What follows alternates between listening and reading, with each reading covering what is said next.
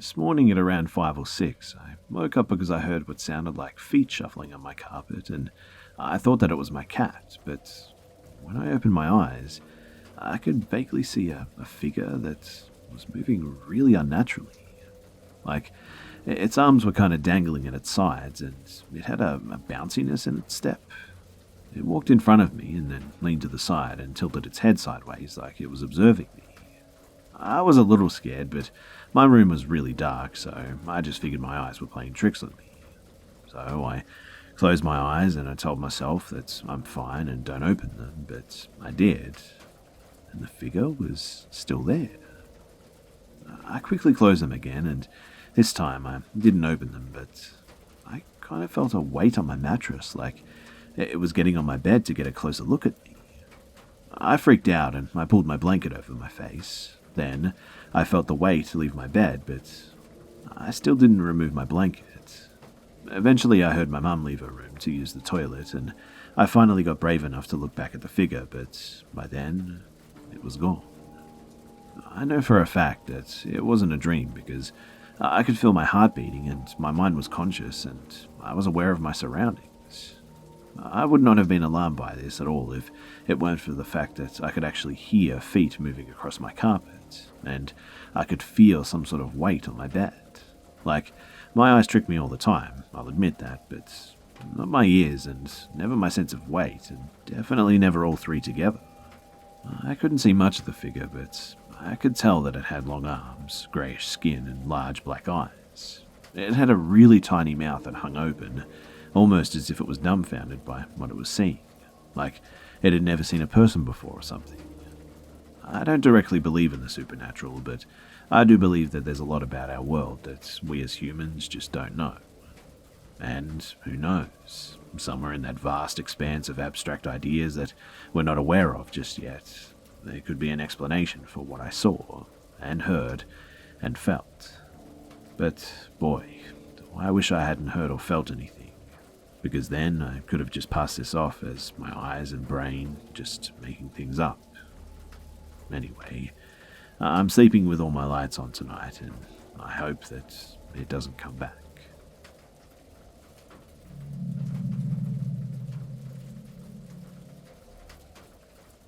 First off, this story happened almost 10 years ago.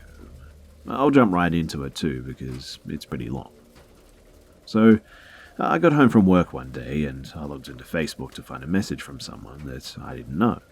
It was too long ago to remember verbatim what was said, but it was something along the lines of, "Hey, I know you have an idea of who I am, but I've been trying to decide what to do for a few days and figured that I had to let you know what's been going on.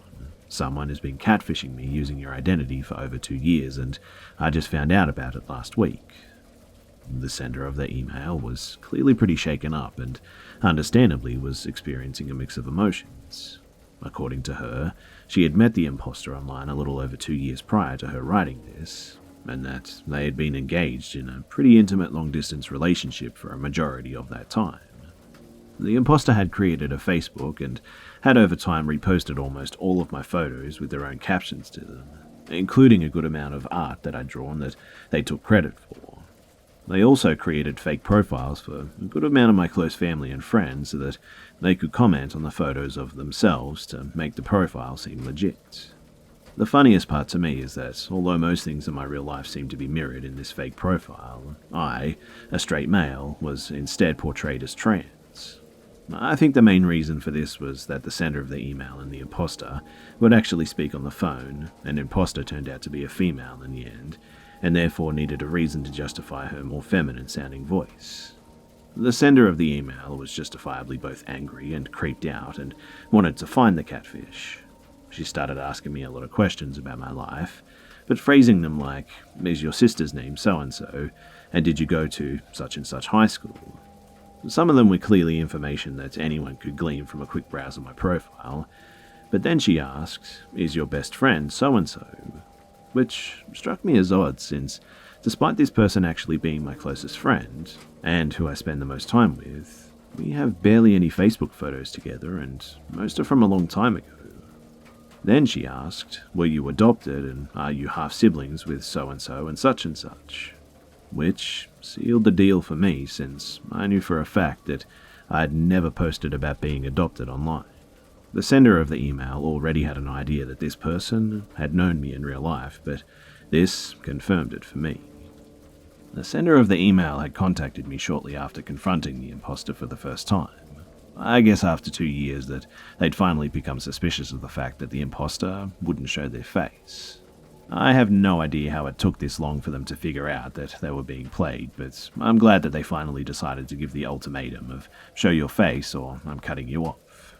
I'm pretty sure too that this was the point where the imposter admitted to being a catfish and that she'd been using the identity of someone that she had a crush on in high school before hanging up. I was given the URL so I could look through the profile myself, which was up for about 2 days after I saw it before it was all removed. It was definitely really bizarre. The imposter had posted more than I ever had on Facebook, and it genuinely seemed like they'd lived a pretty involved double life online as me.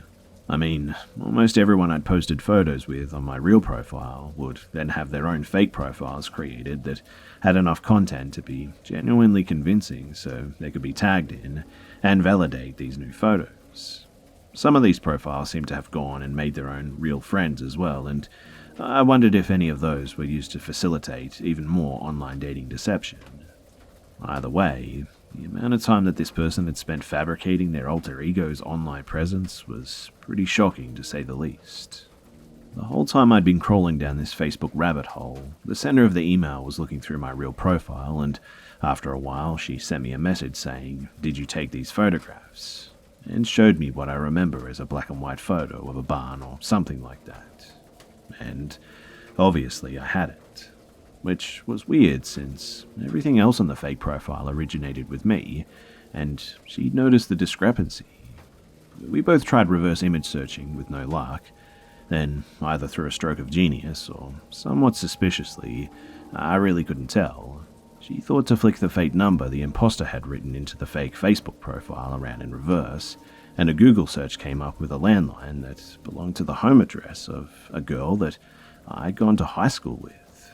Real me was Facebook friends with real imposter's profile, so we both went snooping around and found the photo that she claimed that I'd taken, which pretty much confirmed to me that this was the imposter. I'm pretty sure that there were more indicators to the sender as well, but I can't really remember.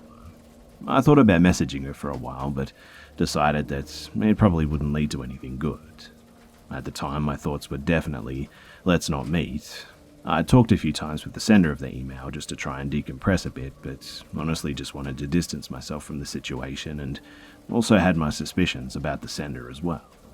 I figured that maybe it was the imposter's one last ditch effort to try and talk to me, although when it was all said and done, the sender seemed to be eager to leave this all behind as well, so maybe not. Either way, it was a really strange experience and I felt mostly freaked out and violated, but I guess there was a small part of me that was flattered by it too, I won't lie. I had a lot of mixed emotions, but the weirdest part to me is that I'm a really approachable person and would have definitely been willing to talk and probably been friends if this person had just approached me instead. Although, I'm still not sure if this was done out of an obsession for me or if this person felt like I wasn't just a suitable image to base this fabricated person off of or something. I remember talking to her probably twice throughout high school and I really didn't have a very good idea of who she was, other than a quiet hipster girl. It's been years, but I've gone from being very put off to always wondering just why this person chose me over a myriad of just other more attractive or interesting people online to base their other life off of. According to the sender, though, who contacted me, she'd probably spent more time online pretending to be me than she actually did going about her own life. I have a tumultuous history of addiction and have had plenty of my own escapes, which is why it's always fascinated me that someone would want to pretend to live someone else's life as a means of doing that. Because, at the end of the day, the person pretending to be me had no idea that I'd spent my time daydreaming of being a different person as well.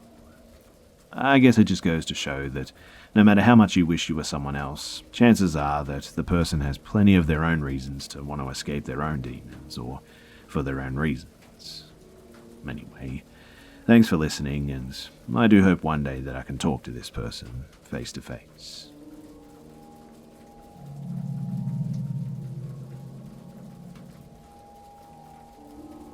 When I was in high school, rumors flooded our cliques. I mean, first of all, it's Louisiana, so we have a cultural tendency to be a bit more superstitious. Second of all, I'm from an area in town where many tragedies have taken place. We had a serial killer who used the RR tracks in our town to stalk his victims. I live in the cotton fields, and well, we all know what took place there. A young lady was murdered up the street by the swampy lake that I enjoyed fishing at. I'm youngish and a female, by the way, so I kinda kept an eye out, but I never saw anything until this. So I grew up with guys, as there were very few females in our area, and my friend, Kyle, and I were going down a very secluded highway. But we had a strange feeling because this particular highway had a bit of a past. It ran parallel to the tracks used by said serial killer, Rafael Ramirez. Many people use this stretch of road to race, completely isolated. It's dark, a bit spooky, and on a stretch that leads to nowhere really. It had a history, though, of bad road conditions and tragic accidents as well. Kyle and I had a weird feeling that night, and there was nothing to see for miles, just a two-lane highway in the boonies. We're jamming out and going along, really not trying to focus on this strange feeling, when a car approaches, and it's almost as if it was in slow motion. The dome light was on, so we were curious. I mean, why is someone driving down this road at this time of night with their dome light on? Strange. But I have a look and, when the car gets close and is about to pass us going the opposite way, we realize that it's a classic. 1970s, I think a Nova. It surely wasn't from our day and age. And this piqued our interest even more, as we were really into cars. As the car passed, the female in the passenger side was leaning towards the male driver. She was smiling, and I actually commented about how cute that was. They looked like they were really enjoying themselves, maybe flirting, and when I went to look back, there was just nothing. No taillights, no car, no people. There was nowhere to turn. It was just a straight highway, but they had just vanished. It happened just so quickly, and my friend and I said nothing for quite some time, after my initial reaction, that is. But then we started talking, and there have been quite a few fatal wrecks on that stretch of road. I say to him, "Did you notice her hairstyle? Because it looked way outdated." I don't really know what to make of this. I don't want to admit that we saw a couple who maybe passed away following a crash in the 70s, but it seems like that's what the hell happened. I've done my research too, and I can't find a thing about anything specific. At least, no details on the car or a young couple. All I have is hearsay from locals, and I will say this though, they were smiling, so I guess I can take some comfort in that.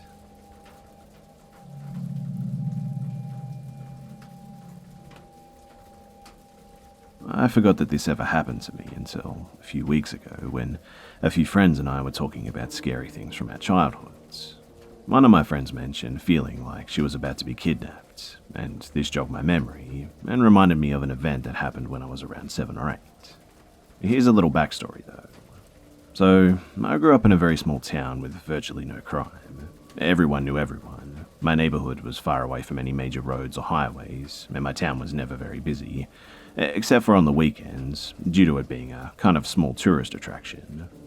As a result, even my protective parents felt comfortable letting me ride my bike over to my friend's house, which was only about a block away.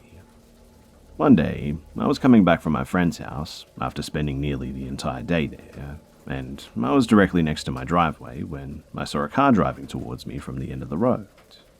I noticed that it was on the wrong side of the street, and as a result, I stopped my bike and I stood with it, unsure of what to do.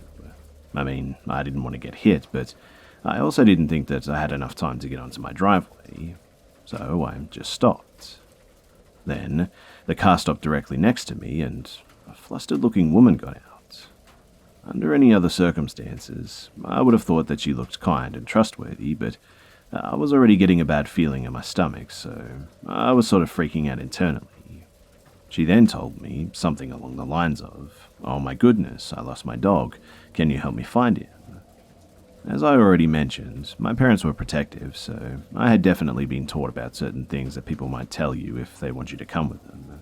By now, I had also noticed the man who was driving the car, who definitely looked less nice and trustworthy than the woman did. As I mentioned too, everyone in my town knew everyone, and I didn't recognize either of these people. I had the feeling that something was just very wrong, so I got onto my bike and I just rode like hell up the driveway.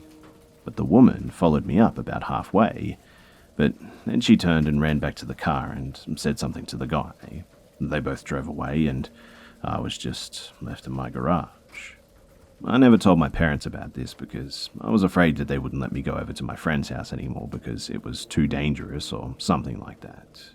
But I had to tell more people about this besides just 2 friends, so I thought that I would share it here with you guys. G'day mates, it's Busta here. I hope you guys enjoyed the video, and if you would like to help me out, then please go ahead and watch another video by clicking on a card on the screen. As always guys, thanks for all the love and support, and I'll see you mates in the next one.